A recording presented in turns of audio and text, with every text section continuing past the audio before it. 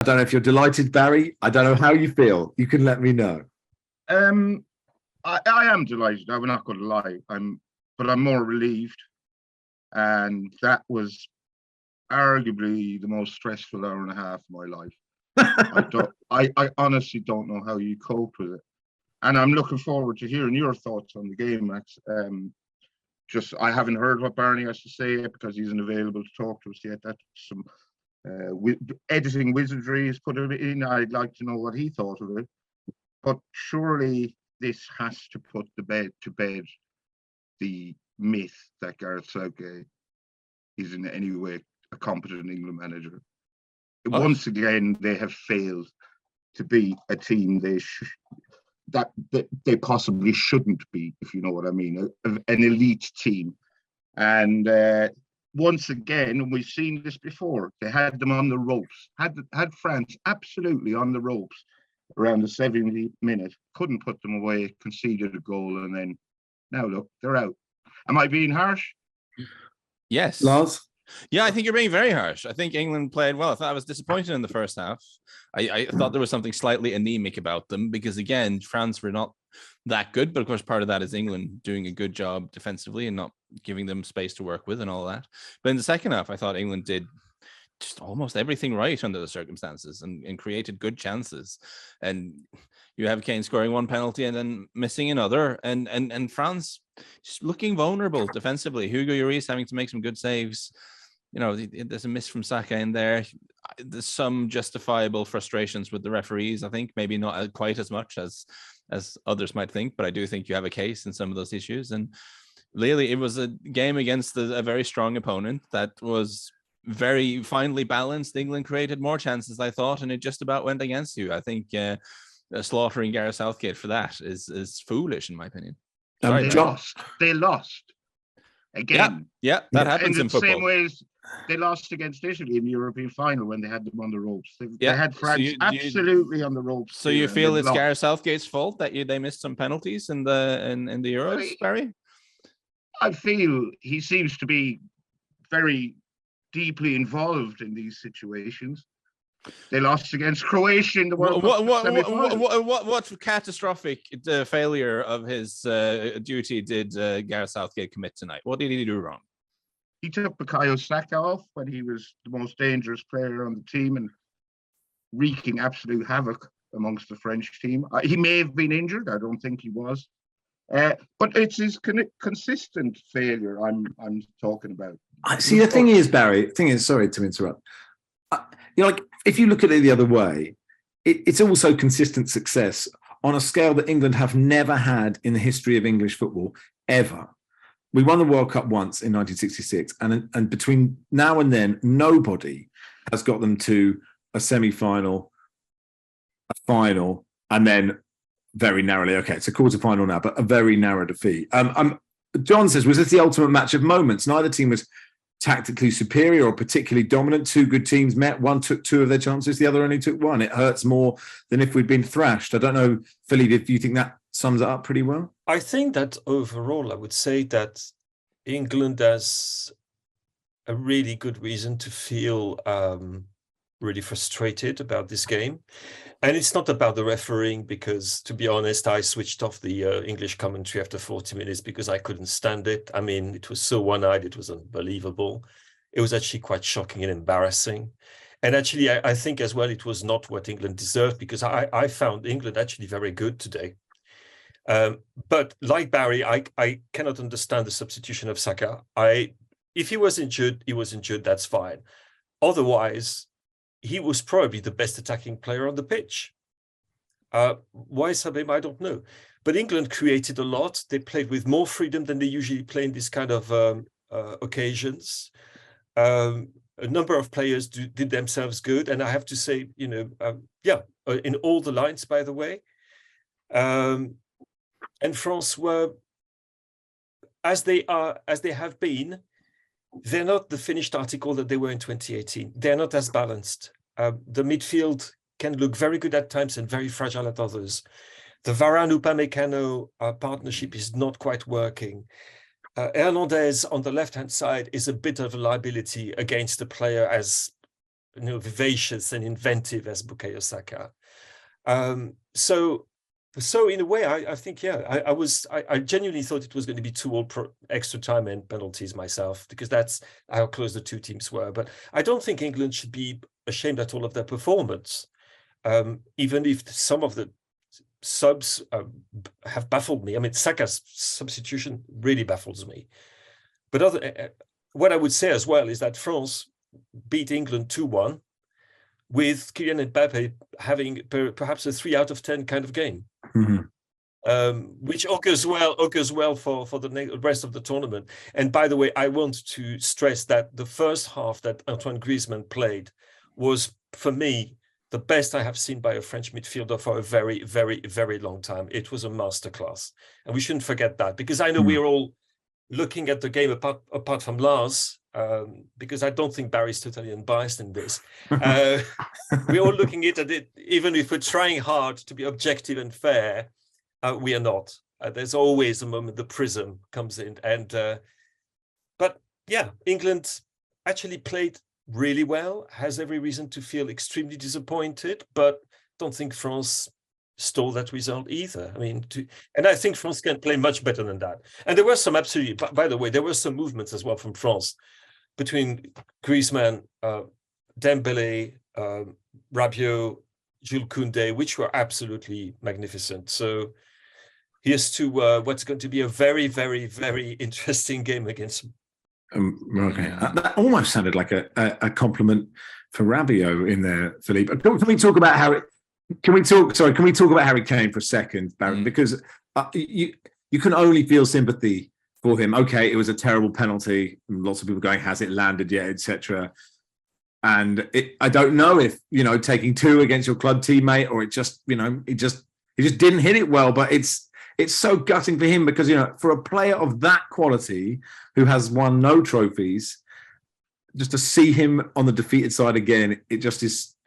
It's just incredibly painful, I think. Yeah, I do feel sympathy for him, because I've already seen abuse of him start to rain down on social media, and hopefully he won't let it bother him. But I suppose you wouldn't be human if you didn't. I kind of question the wisdom of him taking 2 as well. Not just, but he obviously felt confident, and he skied it over the bar, and these things happen. And I'm now wondering, am I being too harsh on Southgate? I don't think I am. I would look back on the Croatia semi-final, and I think England threw it away. I look back on the Italy final, and I think England threw it away. And I look back at how dominant they were on. I even made a note at the time: 72 minutes, France increasingly bad. Need changes, Hernandez a disaster. And I just don't know how England threw it away from there. But we've covered this ground already. Sure, no. But the only thing I would say is Southgate did get them into those positions. Like it's like another manager may not have done that, right? But they haven't beaten much on the way to any of those positions. Look, you want him to stay in charge. I want him to stay in charge. So I didn't say that. I didn't say that. I just think it's such fine margins, isn't it, Lars? And it's it's unlucky. Let's just go through the bit of the game. So France took the lead to Tchouaméni, and I do think it was a foul on Saka, Lars, and I might be biased. I agree on that one. I think that's a clear foul. Whether VAR should go back, because it's quite a long back. There's a big movement afterwards. Maybe that's outside of VAR's purview. I'd want to confirm that with someone who knows the laws even better than myself. But I agree that it was unfortunate for England that foul wasn't given. One of several fouls against Saka that wasn't given for some reason. Yeah, it's interesting. I think why it matters, Philippe, and I think I agree with Lars. There was a lot of football to happen. Actually, you'd let Tchouaméni take shots from outside the box. He doesn't score many goals. Like, it's a rare occurrence. But actually, in that game, losing the ball seemed a really big thing. Wherever you were, wherever you lost the ball, suddenly either England or France had an overload. And so that's why it matters, I think. Well, absolutely. Though I agree and disagree, because there was something like, was it 27 seconds between this happening and Tchouaméni hitting his shot? That's a very, very long time in football. If it had happened in, 2 passes before the ball got to Tchouaméni, I would say, yeah, you've got a real case here. England had all the time they needed to get back in position. Yeah. And we have seen, and it's that didn't determine the game. Yes, it was a big moment because Tchouaméni, much to his surprise and everybody else's surprise, actually scored a goal from outside the box. This thing that we haven't seen much of, by the way, in this World Cup. But you're absolutely right. It seemed like the transitions were what actually decided the game. Every time France lost the ball, Rabiot actually lost 3 in the first half. I counted You them. counted? Yeah, of course you did. Every time in his 40 yards, every time you felt, oh my goodness, this could be really dangerous, and this was dangerous. Similarly, when England were a little bit casual, I think Henderson had another one, another occasion on which he gave the ball cheaply, and which should have led to something quite dangerous. But it's because look at the pace that both teams have got. That, you know, if you lose the ball against Dembele, Griezmann, and Mbappe, you're going to be in trouble. Similarly, if you lose it against Foden and Saka and Kane, who is no slouch, by the way. Mm-hmm. So yes, it is true. It really felt that every time the ball was being lost, it would be dangerous. But to go back, because Barry's talking about 72nd minute, and actually I made the same note, 71st minute. I'm saying France are disappearing. I felt that France was gone, couldn't have 3 passes together, losing every duel, every aerial duel. Giroud was not winning the ball against Maguire and Stones. Bellingham was creating havoc as well. They were all creating havoc. And then suddenly it changed. And this is what the question you've got to ask yourself: why did it change? Were the changes of personnel that important that England suddenly completely changed tack? Well, one thing happened before the changes, and that was Olivier Giroud scoring. And I do wonder if goals can kind of affect your mindset a little bit. And it came out of nothing, right? That goal came from sort of absolutely nothing. And I guess sometimes a cross just evades the defenders and the striker gets it. It just deflects off Maguire again. It felt like I agreed with you. I thought, well, England are getting quite dominant here. I obviously didn't believe they would win, but it did come from nothing. I felt it came from nothing. Can I just interject that in that segment of the game you're talking about, sort of around the 70 minutes, an hour thereabouts, I was thinking France there for the taking. But if Southgate doesn't add some fresh legs, he's going to get killed for not making subs. That was the sort of line I had in the back of my head. Because that's what happened against Croatia and against Italy, that he was criticized for making his substitutions too late. So, and just actually to correct myself a little bit, you know, I complained about England being anemic in the first half. But of course, that is the paradox of playing this France team, is that on the one hand, they clearly don't like it when the opponents get at them and put pressure on them and force them to defend. They're not comfortable doing that for reasons we spoke about in the previews.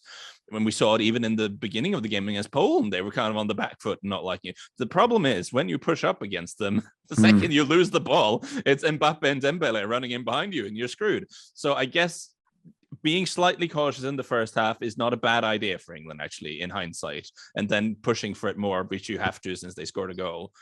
You know, I can't find a huge... I don't disagree about taking off Saka. I agree he was really good. And watching the game, I thought about that message we had from a fan about how we haven't given him enough credit. And I think that's probably true. He had a really good championship all around. And for some reason, he, in that sort of group of really talented England attacking players, maybe he does get less credit. That's true. And he was really good again here. And yeah, didn't get enough protection from the referee, I thought. So that's a little bit strange, but you can also understand, you know, Raheem Sterling has been one of Southgate's most dependable guys, and he didn't start him, possibly because he had, you know, been away from the squad. And you can also understand that when everything is on the line, you're a goal down, you have 10 minutes to try to change something. You can see why Southgate wanted Sterling on the field. Just a funny note from me and anyone who has experienced having a small baby sleeping upstairs is the art of cheering for a goal so loudly, but in complete silence. I think I gave myself a hernia, sort of busting. You know, I had to hold it in, but I couldn't stop myself when that first penalty came in. Look, might as well wake him up, Max. You're probably right. Simon says, we talked about the referee here. Regarding all the free kicks not awarded for kicking Saka to the ground, does this game provide more fuel to those Arsenal referee conspiracy theories? Maybe it does. Yeah. Maybe they're right. And Charlie says, after having never personally complained about a referee being biased. Why is this ref so biased? Like, I am obviously biased, right? I'm looking for some England supporting help in front of me, and I don't have it, and I'm sort of pleased about that, because I got really frustrated. I got so frustrated, and I know it's impossible. Like, when you support a team, you are watching blind, right? I know I was watching blind, Barry, but I felt that in like so many key decisions, even that penalty on Mount, which looks like it's such a stupid but obvious foul, he didn't give it, and he didn't give that foul that might not have been a penalty because Kane was outside the box, but it's an obvious foul, and I don't know. And Saka got bundled by Rabiot once, which was ridiculous. But perhaps I'm just completely biased. I'm also biased the other way, and I actually think he let a lot go. Saka was getting kicked around from pillar to post, which, that's why I was thinking maybe he was injured, because he took a lot of punishment, and much of the punishment went unpunished. The penalty, I suspect they decided it was outside the box. Mm-hmm. You can't bring it back and give a free kick. It has to be a penalty or nothing.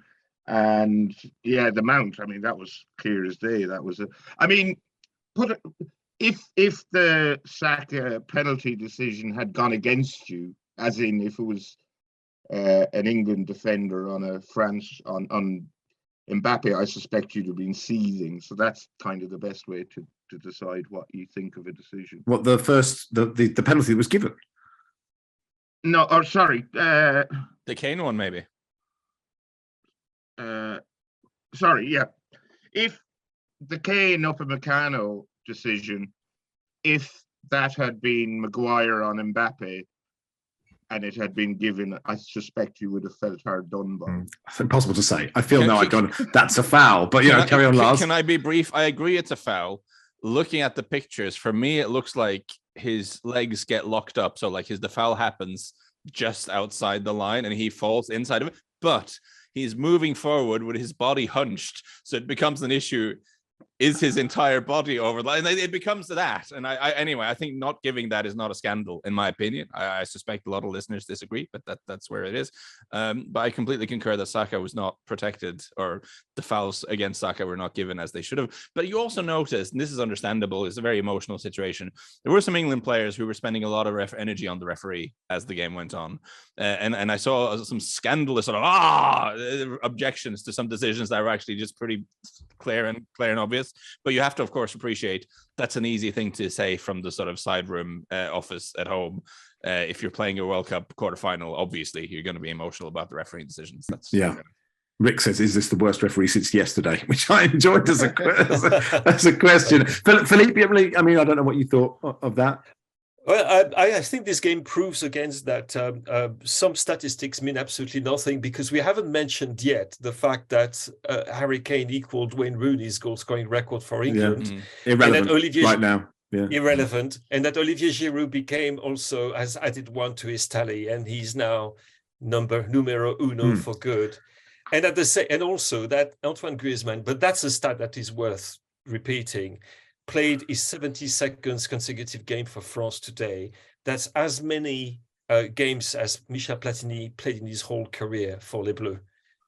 Such consistency, it's absolutely extraordinary. For me, he's the player of the tournament so far, for France at least. Let's hope he does more for football administration than Platini when he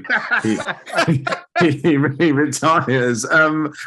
We should have a minute, Philippe, of you praising Giroud, because he found the space, right? That's he got lucky, but he found the space. Well, he found the space, but and he carried on until the very end. And by the way, he was very important in the last minutes of the game as well. He had some pretty important interventions and did things that I've rarely seen him do in the 90th minute, which is like chasing Kyle Walker or something like that by the corner flag. Absolutely extraordinary. And also, it's one of his great qualities is that he had actually a pretty difficult game until then. He had been dominated in the air. He hadn't had great service to feet either. What he tried hadn't really come off. But that's Olivier Giroud. He will carry on and on and on and on. Would that header have gone in, by the way, if it hadn't been for the deflection, which I didn't see to start with? Yeah, I don't think so. Or is it yet another thing that you can feel is, Oh my goodness, everything was really against us that night. And also Maguire, I thought Barry was great tonight. Like, I feel so much for him. He was brilliant. This tournament, he was so good, considering how little football he's had and the stick he's had for years. Yeah, he's had a very good tournament. And I'll be honest, I didn't think he would. I thought all the criticism and the lack of match fitness would get to him, and he'd make some horrible error in the opening game and get dropped. So he's proved me wrong. He's probably proved a lot of people wrong, but international football with England is a lot different to club football with Manchester United. And we'll see how he gets on when he goes home. He can go home with his head held fairly high, as can, I think, most of England's players. I can't think of anyone who stank the place up. There's a few I'd like to see and get opportunities that didn't. But yeah, I think if I was an England fan, I'd be quietly proud, but also slightly seething at just the manner of the defeat. They played quite well, but I think they should have won and they didn't. Do you think Southgate should stay or not, Philippe and Lars? I mean, obviously Barry thinks it's too good. Yeah, he should stay. I do think he should stay. He's had the most remarkable series of results, as you said, of any England manager since Sir Alf Ramsey. And Ramsey, that was basically one great result and some not so good results other than that. Great consistency as well. Many people were expecting him to be too cautious for that particular game. He wasn't. He decided to stick to his formula. Also, he's got some players who are now really coming into their prime, and he should be given a chance, I think, to have those players as they carry on progressing. And I'm thinking it's Foden, it's Saka, it's obviously Jude Bellingham, who is going to be such a huge player for England. And I can't say, and who else would you have? I mean, who? I mean, I can take the point that people say, he would never be able to manage a Manchester United or an Arsenal or Manchester City. Yeah, that's probably the case. He's a national team coach, and he's bloody good at it. And he keeps losing to France. This is great. There's a lot of high-profile club coaches who would be atrocious as an international managers. I think these are two very different disciplines. I think listen, on a night like this, if you're an England fan, you don't care. But it's worth remembering that he's done a really great job getting rid of the sort of culture of fear and anxiety that always hung over England. We're so used to seeing them. This is something I can say as a non-England fan. We're so used to watching players who play amazingly well for their clubs come to England and look like they're afraid of their own shadows and like they couldn't do simple things. We don't see that anymore. What we've seen is them get to a semi-final, then go to a final, lose on penalties, and now they've gone out after playing against a very good French team, a game where they probably shaded it in terms of creating chances and were slightly better, but, missed a penalty and things went against you. That happens in football. I think throwing the manager to the wolves after that is absurd. Now, what you might want to do is look at it and say, he's been there for a while. He's done his job in the sense he's changed the culture of that group. Do we want to start a new 4-year cycle with him, or do we have some other guy, some other idea, some other direction? But as Philippe says, I'm not sure there's an obvious candidate that you'd want to do that with.